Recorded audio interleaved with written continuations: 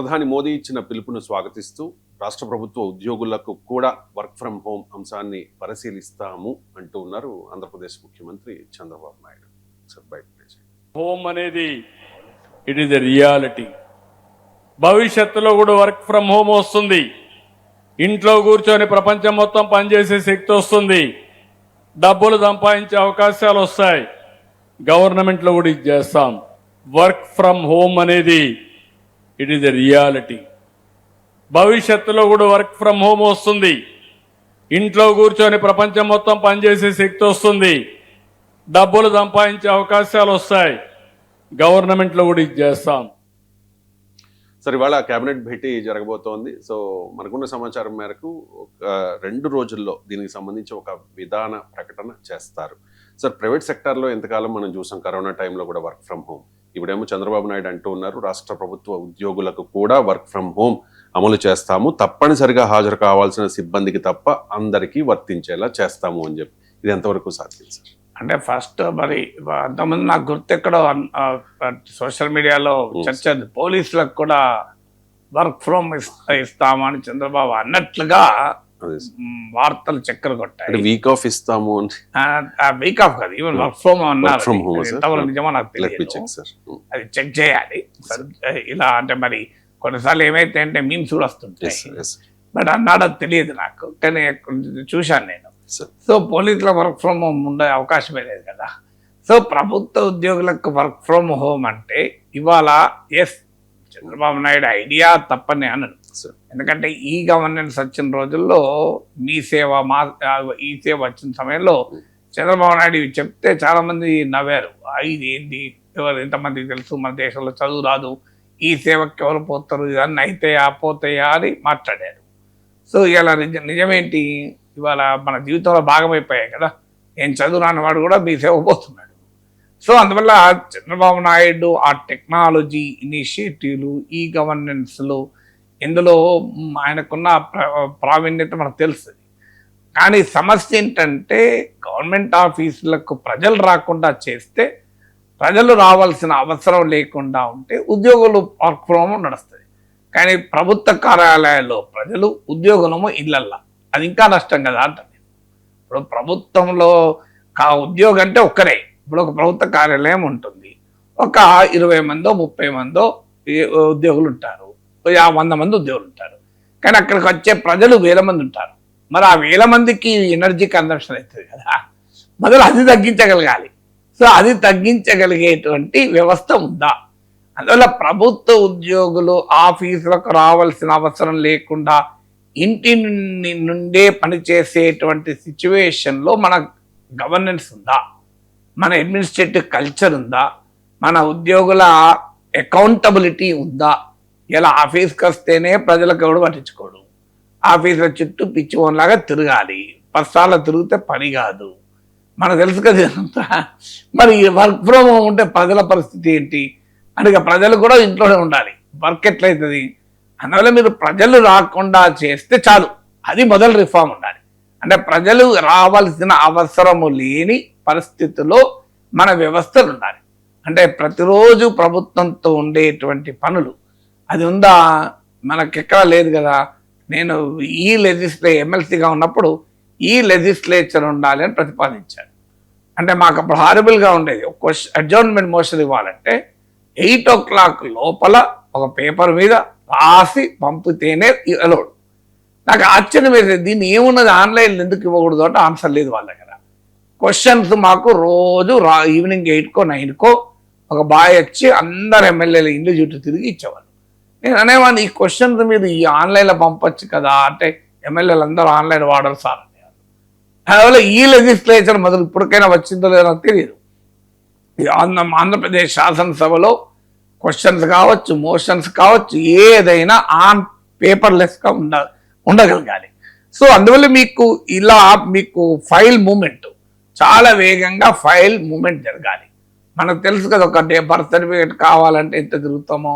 ఇప్పుడు చాలా ఇంప్రూవ్ అయింది కంపారిటివ్లీ, కాదని అంటలేదు. సబ్ రిజిస్ట్రార్ ఆఫీస్లో, ఆర్టీఓ ఆఫీసుల్లో ఎలా ఉంటుందో మనకు తెలియదా.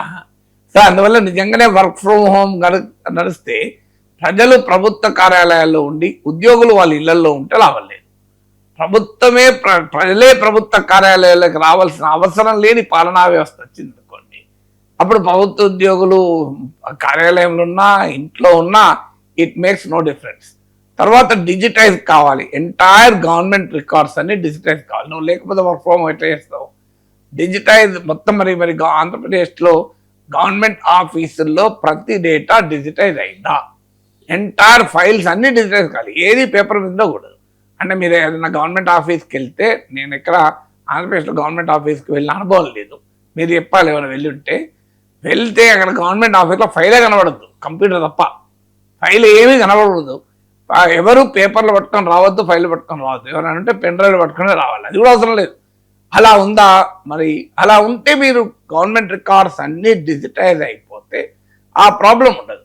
సో అందువల్ల మొదలు పబ్లిక్ అడ్మినిస్ట్రేషన్లో ఎఫిషియన్సీ పెంచి, డిజిటల్ ఇన్ఫ్రాస్ట్రక్చర్ క్రియేట్ చేసి, సైబర్ సెక్యూరిటీ మెజర్స్ ఏర్పాటు చేసి, డిజిటల్ లిటరసీ ఎనేబుల్ చేసి, గవర్నెన్స్ అనేది రొటీన్గా జరిగిపోవాలి. ఇప్పుడు మీకు అమెరికాలో ఎవరినైనా అడగండి, మన వాళ్ళు ఒక ఇల్లు పర్మిషన్ కావాలి అనుకోండి, కన్స్ట్రక్షన్. నేను అక్కడ ఒక దేశీ రెస్టారెంట్ ఓపెన్ చేస్తానికి వెళ్ళాను. సో వెళ్ళినప్పుడు అడిగాను, అది కొత్త బిల్డింగ్, దాని బిల్డర్ కూడా వచ్చాడు, ఆ మొత్తం కమర్షియల్ కాంప్లెక్స్. ఇది మీరు కట్టడానికి గవర్నమెంట్ ఆఫీస్కు ఎన్నిసార్లు వెళ్ళాడు? ఒక్కసారి కూడా వెళ్ళలేదు సార్ అన్న. జస్ట్ ప్లాన్ ఆన్లైన్లో పెట్టాను, ప్లాన్ అప్రూవ్ అయ్యి వచ్చేసింది, కన్స్ట్రక్షన్ చేస్తుంది. నథింగ్. నేను ఒక్కసారి కూడా గవర్నమెంట్ ఆఫీస్కి వెళ్ళలే అని. ఒక్కసారి గవర్నమెంట్ ఆఫీస్కి వెళ్ళలే, ఒక్కసారి ఎవరిని కలవలే, ఒక్కసారి ఎవరికి ఏమి ఇవ్వలే, ఆమ్యాలు. సింపుల్. వాళ్ళు ఆ ఫైల్ ఆన్లైన్లో అప్లోడ్ చేశాను, వాళ్ళు చూసుకున్నారు, అప్రూవల్ ఇచ్చేసారు. సో ఇంత సింపుల్గా మన దగ్గర నడుస్తుందా? మన దగ్గర ఒక ఇల్లు కట్టాలి అంటే అప్రూవల్కి అప్లై చేస్తే అలా వితిన్ 24 hours లేదా 48 hours రీజనబుల్ టైంలో మనకు అప్రూవల్ వచ్చేయాలి. ఇంకా అప్రూవల్ 15 రోజుల దాకా రాకపోతే ఆటోమేటిక్గా ప్రభుత్వ కార్యాలయానికి వెళ్ళాల్సిందే కదా. వెళ్ళినప్పుడు అక్కడ ఉద్యోగం ఉండడు, ఉద్యోగం ఏంటంటే వర్క్ ఫ్రమ్ హోమ్లో ఉన్నాడు. అప్పుడు ఏం చేయాలి? ఈ ప్రజలు మొదలు గవర్నమెంట్ ఆఫీస్ రావాలి, తర్వాత వాళ్ళ ఇళ్ళలో కూడా తిరగాలి, ఆ ఉద్యోగులు ఇళ్ళలో కూడా తిరగాల్సి ఉంటుంది. సో ఆ పరిస్థితి వస్తుంది. అంటే ఉద్యోగులేమో వర్క్ ఫ్రమ్ హోమ్, ప్రజలేమో running from office to employees homes అనే పరిస్థితి రాకూడదు కదా. సో అందువల్ల మీరు ఒకవేళ మనం మొత్తం ఎఫిషియన్సీ కనుక మారితే అభ్యంతరం వెళ్ళలేదు. ఇప్పుడు చేంజ్ వస్తుంది, లేదని అంటలేదు నేను. సో మీకు ఒకప్పుడు రిటైర్ అయితే లైఫ్ సర్టిఫికేట్ ఎవ్రీ ఇయర్ ఇవ్వాలి. ఆ లైఫ్ సర్టిఫికేట్ పాపం ముసలి వాళ్ళు, వృద్ధులు గవర్నమెంట్ ఆఫీస్కి వెళ్ళి మళ్ళీ వాళ్ళు లైఫ్ సర్టిఫికేట్ ఇచ్చుకోవాల్సిన పరిస్థితి. ఇప్పుడు అలా లేదు. నువ్వు ఇంట్లో కూర్చొని మొబైల్ ఫోన్లోనే నువ్వు ఒక సెల్ఫీ తీసినట్టు తీసి అప్లోడ్ చేసుకుంటే లైఫ్ సర్టిఫికేట్ అయిపోతుంది. So world is changing, that time dispute లేదు. చాలా మార్పు కూడా వచ్చిన మాట నిజం. కానీ ఆ స్థాయిలో మీకు ఎంటైర్ అడ్మినిస్ట్రేటివ్ కల్చర్ ఇప్పటికీ కూడా ప్రభుత్వ ఉద్యోగులు మేము ప్రజలకు సేవకులం, ప్రజల వల్ల మాకు ఈ జీతాలు వస్తున్నాయి, ప్రజల వల్లనే మేము ఉద్యోగంలో ఉన్నాం అన్న భావన ఎంతమందికి ఉంది చెప్పండి. నేను అందరినీ అంటలేను, ఎంతమందికి ఉంది? ప్రజలపైన మేమే అజమాయిషీ చేస్తాం, ప్రజలు మాకు చెప్పినట్టు తినాలనే భావన ఉందా? మేము ప్రజలకు సేవకులం, అందువల్ల ఆ భావన ఉందా? మీరు అది ఒక్కసారి ఎవాల్యుయేట్ చేసుకోండి కామన్ పీపుల్లో. నేనేం ప్రభుత్వ ఉద్యోగులను ఏమనడం లేదు, but that is the reality. అది ఇండివిజువల్ ప్రాబ్లం కాదు, అది administrative culture problem. Administrative culture problem. ఇప్పుడు ఐఏఎస్ అధికారులు అసలు యాక్సెసిబుల్ ఉంటారు ఎంతమందికి? సో అందువల్ల మీరు ఒక పని కావాలంటే 10 సార్లు తిరిగితే పని కాని పరిస్థితిలో మన వ్యవస్థ ఉంటే హౌ విల్ ఇట్ హ్యాపెన్? అది మారకపోతుందా? అందువల్ల అడ్మినిస్ట్రేటివ్ కల్చర్ మావాలి, ఉద్యోగుల అకౌంటబిలిటీ, సెల్ఫ్ అకౌంటబిలిటీ ఉండాలి, ఎవరు ఉన్నా లేకపోయినా పని చేయాలి. వర్క్ ఫ్లో అనేది చాలా వేగంగా ఉండాలి.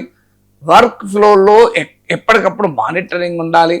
వాళ్ళ ప్రొసీజరల్స్ అన్నీ రిలాక్స్ కావాలి. ప్రొసీజరల్ ఫ్రీడమ్ అంటాడు అమర్చేసే, ఆ ప్రొసీజరల్ ఫ్రీడమ్ ఉండాలి. అనవసరపు ఎక్కువ తక్కువ రూల్స్తో చావగొట్టే పరిస్థితి ఉండకూడదు. ఇవన్నీ డిజిటల్ ఇన్ఫ్రాస్ట్రక్చర్ పూర్తి స్థాయిలో ఉండాలి. పేదవాడు నిరక్షరాస్యులు ఉంటే వారికి సహకరించే digital assistance, legal aid service లాగా డిజిటల్ ఎయిడ్ సర్వీస్ ఉండాలి. ఇవన్నీ ఏర్పాటు చేసి మీరు కొంతమేర వర్క్ ఫ్రమ్ పెడితే ఇవన్నీ ఏవి పెట్టకపోతే ప్రజలేమో కార్యాలయాల్లో, ఉద్యోగులేమో ఇళ్లలో ఉంటారు. ఇంకా ప్రజల పరిస్థితి ఇంకా హారిబుల్గా ఉంటుంది.